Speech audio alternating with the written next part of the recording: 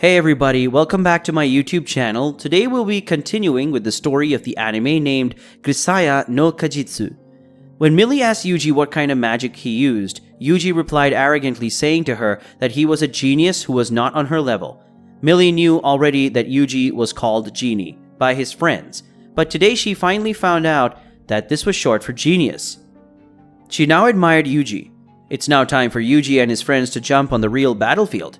Millie, Danny, and Yuuji are now teammates, and they heard the news that an additional member named Immortal will be joining their team.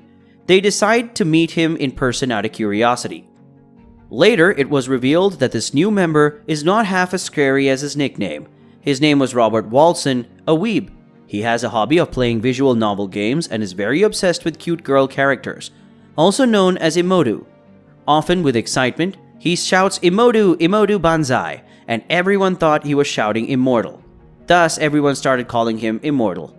The scene now switches to the battlefield where Yuuji and company are parachuted from plane to an island.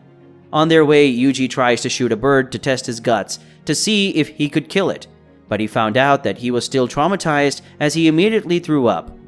Finally, Yuuji, Danny, Millie, and Robert reach their camp. While they were inside the camp, they meet another soldier who was ordered to join their team.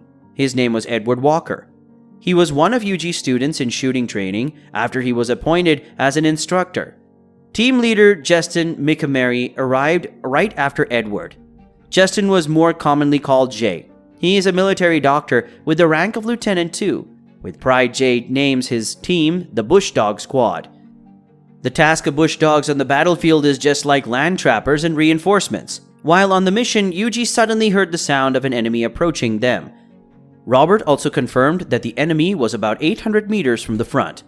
Not long after this, the enemy troops were seen. Soon there was a pretty fierce gunfight in which Yuuji managed to shoot several enemy soldiers with his rifle, but this made him feel nauseous and he vomited several times. Worried about him, Danny asked Yuuji if he's okay. Danny asked Yuuji to hold on a little longer since reinforcements are on their way. When there were about 70 people left in the enemy army, Millie suddenly came to Yuuji and gave him the bullet she picked up from an enemy's corpse. She then seduced Yuuji while promising that she would hug him as much as he wanted if he manages to survive. Those words made Yuuji realize that in such a precarious situation, he should not look weak in front of women. Yuuji then asks Danny to cover himself with dirt and leaves to more safely attack forward. Listening to Yuuji's idea, Jay ordered all the members to march ahead and buy time until the reinforcements arrive. All of them finally made it through the terrible night without getting any major injuries. This experience turned out to be a turning point where he managed to get rid of the prolonged trauma that had been haunting him. After his training was finished, Yuuji returned to Asako's house in Japan. When he reached there, Asako was already waiting for him at the front. She complimented him by telling him that he now looks manly, like a grown man. They spent the night together until nightfall, and then suddenly Yuuji tells her that he does not understand or know how to make most of his life. And due to this reason, he wanted to give his life to Asako. However, there was not a good end to the romantic evening they were having. While Asako was eating dinner alone, her vision suddenly blurred, and she fell unconscious. Next, we see that Yuuji officially becomes a member of CIRS, inheriting the legendary codename 9029.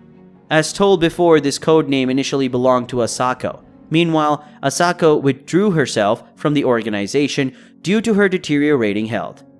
Yuuji got his first assignment as an agent. It was to be a bodyguard in Colombia. While on duty, he gets a call from Julia, who told him that Asako has passed out and may not be able to survive for long. Hearing this, Yuuji rushed back to Japan.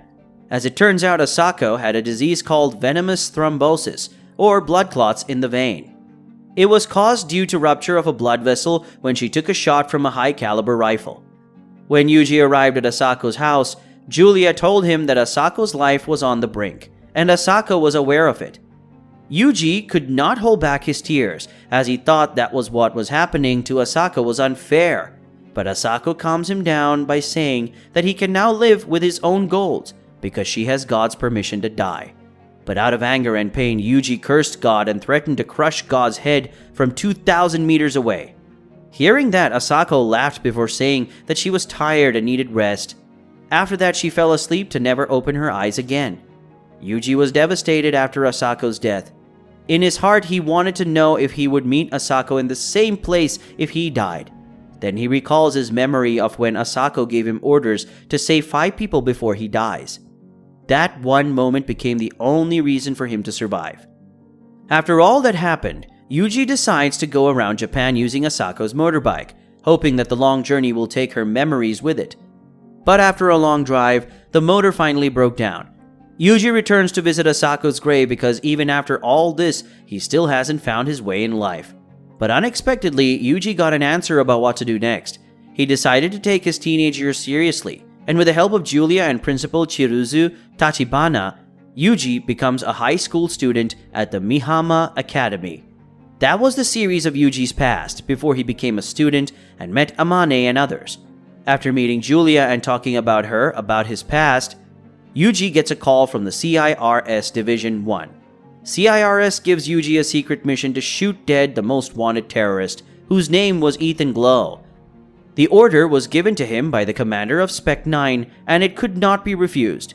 Yuuji connects with another CIRS member named Adam via radio in a building and took his aim. Adam told him where Ethan Glow would appear, which was under a large cage far ahead of Yuuji. Yuuji absolutely cannot fail the mission.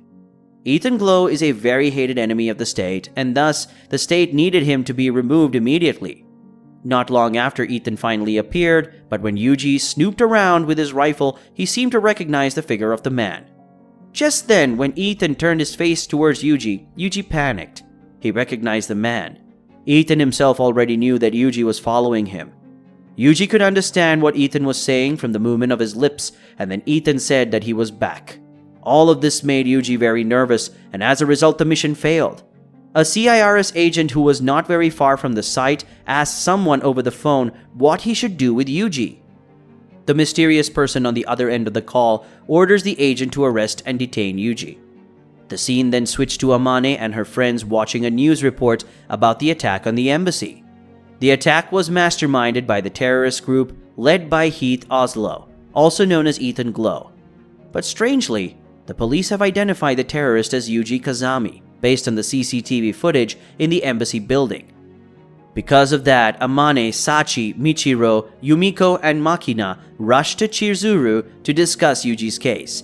It was from Chizuru that they finally got the information that as a child, before he met Asako and Julia, Yuuji had been raised by Heath Oslo. Hearing this, Yumiko suspects that Yuuji is being used by the government to lure Oslo in because he has a special relationship with Yuuji. Thank you everyone for staying until the end of the video. If you guys enjoyed the second part of the anime, Grisaia no Kajitsu, do like the video, and if you want more such content, subscribe to my channel. See you guys soon with the third part of the video. Thank you, see you soon.